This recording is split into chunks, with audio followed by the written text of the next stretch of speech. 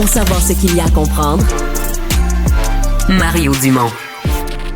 La rencontre Maréchal Dumont. Qu'est-ce que ça va changer dans nos vies? Je t'entends, je te comprends, je me fais l'avocat du diable. Personne n'a dit, pensez-vous que ça dénigre pas un peu le métier? Comment on change ça? Arrête de dire que tu vas le faire, puis fais-le. Le poste d'Éric Kerr, Isabelle, sera pas resté vacant longtemps. On dit qu'on va le remplacer vers les 11h ce matin. Est-ce que tu as une petite idée de qui pourrait le remplacer? Ben, il y a plusieurs complications, parce que là, la région de Québec perd un ministre. Ouais. Ça, c'est sûr que c'est sensible. Il y a Gilles Bélanger, celui qui était comme député avec un mandat spécial, avait réussi l'opération donner l'Internet à tout le monde. Ouais. C'est fournir l'Internet à tout le monde. Est-ce qu'il pourrait être un candidat? Oui, effectivement. Il y a une députée de Laval aussi qui a travaillé dans la haute technologie. Il y a l'Abitibi qui est pas représenté au Conseil des ministres. Les gens là-bas sont frustrés. C'est vrai.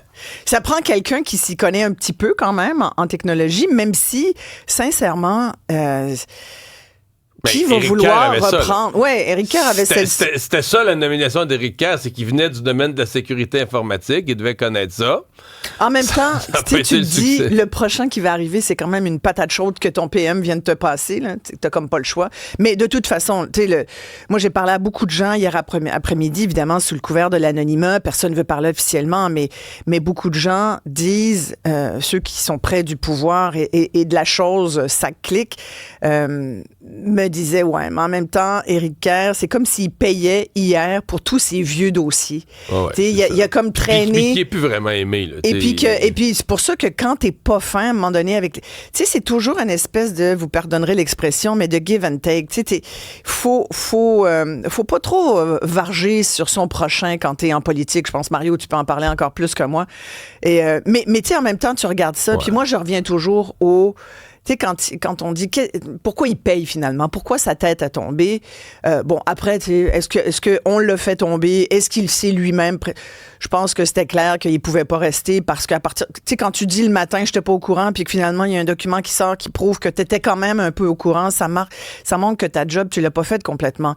Et ça nous ramène à des responsabilités, aux responsabilités des politiciens tu sais, quand tu vas en politique. Et moi, je t'avoue que j'ai souvent été approchée et j'ai jamais eu, j'allais dire, le guts de y aller parce que je pense que ça prend beaucoup de courage pour y aller. Franchement, là, moi, j'ai en partant beaucoup de respect pour les gens qui s'investissent, eux, leur famille, tout leur temps. T'as pas de vie en politique. Tu seras d'accord avec moi pour dire qu'à un moment donné, là, ça te brûle complètement. Mais ce qui est le plus... Et c'est pourquoi je te disais, moi, je me disais, mon Dieu, c'est tellement une responsabilité énorme. Vais-je être capable de faire le travail sans faille? Parce que là, on lui demandait, ce qu'on demande à nos politiciens et à nos ministres, surtout dans un cas comme celui de la SAC, mais dans tous les ministres, t'es au transport, t'es à l'énergie. Je veux dire, hey, être ministre de l'énergie comme Christine, là, qui vient de débarquer, là, puis t'es mieux d'être faite forte. Mais tu sais, j'écoutais Geneviève... Juste te dire que lui, il a manqué de surveillance. Il l'a dit, mais oui, clairement. De méfiance envers une société d'État. Oui. Moi, on me dit qu'il a fait confiance aux mauvaises personnes. Oui, mais le PDG de la société d'État, lui, il gagnait 2 fois le salaire d'un ministre. Complètement. Il y a eu une promotion. Aujourd'hui, il est encore... Le ministre est le cul sur la paille. Tu comprends? Ouais. Envoyé dehors. Et là, on n'entend personne de la SAC. Le vrai responsable, le PDG de la société d'État, est toujours dans le gouvernement. Promu. Ben, peut-être pas promu. Je suis pas, mais dans un autre poste aussi bon.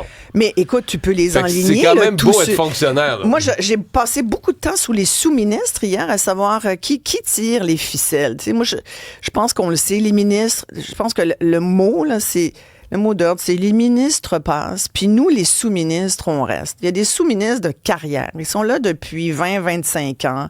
Tu sais, pense à Dominique Savoie, qui est président du conseil d'administration de la SAC, qui a été d'ailleurs à la santé, qui a été au ministère des Transports, où elle s'est fait tirer l'oreille par son ministre Poetti, mais qui est passé à la gratte à l'époque des libéraux. Mais, tu sais, hier, il y avait des gens qui m'ont dit, évidemment, sans que ce sont des sources très fiables, qui m'ont dit que elle avait toujours sa petite crotte au cœur contre Éric Kerr. Puis j'ai réécouté un échange en commission parlementaire de 2016. Tu vas me dire, mon Dieu, Isabelle, t'as pas de vie. Oui, t'as pas de vie. Mais tu sais, quand tu pars dans les dossiers, moi, je trouve ça vraiment intéressant. Mais Éric Kerr avait été terrible Écoute, avec elle. Il avait été, mais il avait ça... été, sais-tu quoi? Il a pas été terrible. Il a juste posé les bonnes questions. Fait qu'aujourd'hui, on dit, ce gars-là, il est pas capable. Non, mais c'est le ton, c'est la voix. Puis là, finalement, il posait ça à Dominique Savoie. Ouais. En disant que c'est une personne qui devrait perdre sa job, devrait être mise dehors. Exact. La CAQ est élue au gouvernement. Ouais. Et François Legault et Christian Dubé concluent... OK, explique-moi ça. Comment ça se fait? Les deux ont conclu, c'est la fonctionnaire la plus efficace qu'on ait croisée. Je suis pas capable de comprendre cette logique. Ben, mettons que c'est vrai qu'elle est efficace. Parce que dans l'opposition... Écoute, tu relis... Il y a même la transcription verbatim de la commission, si vous voulez pas vous taper tout le...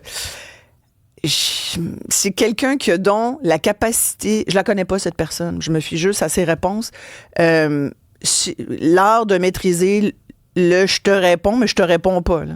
Et ne pas être... En tout cas, moi, tu sais, entre guillemets, là, moi, j'étais pas au courant vraiment de ça. Moi, peut-être vous dites que j'ai pas ce document-là, là, je pourrais éventuellement vous le faire parvenir.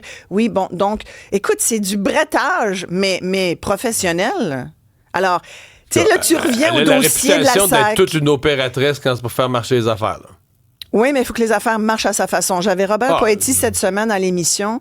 Et d'ailleurs, elle s'en est pas cachée. Dominique Savoie disait, puis même dans ce verbatim, elle a dit, oui, le ministre m'a proposé telle affaire, j'étais d'accord, donc je l'ai accepté. Là, tu fais, attends une minute.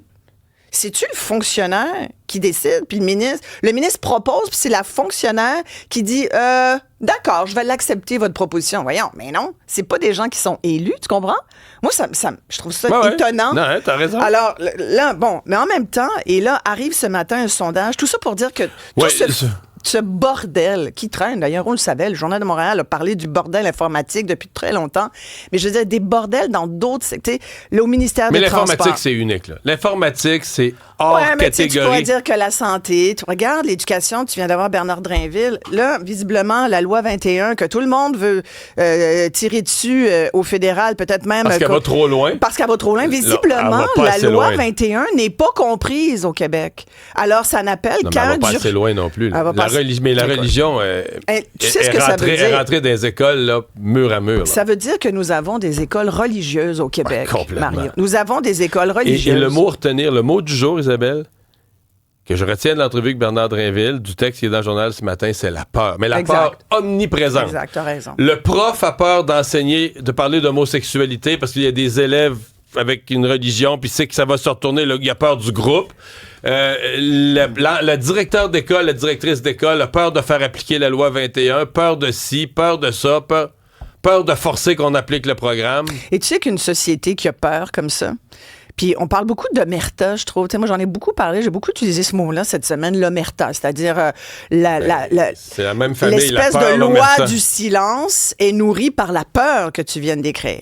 Fait qu'on a une loi du silence dans les services éducatifs, tu viens très bien de le décrire. On a une loi du silence dans les CHSLD, les soins aînés, dans les services de santé, là, au gouvernement, dans différentes sociétés d'État. Mais un pays ne va nulle part, une société va nulle part par la peur. La peur, c'est jamais un guide. Il faut qu'on pense à ça. Mais tu sais, les gens, ils s'en rendent compte. Les Québécois sont très insatisfaits de leur service public. Dans la presse ce matin. Merci, Isabelle. Merci, à tout à l'heure.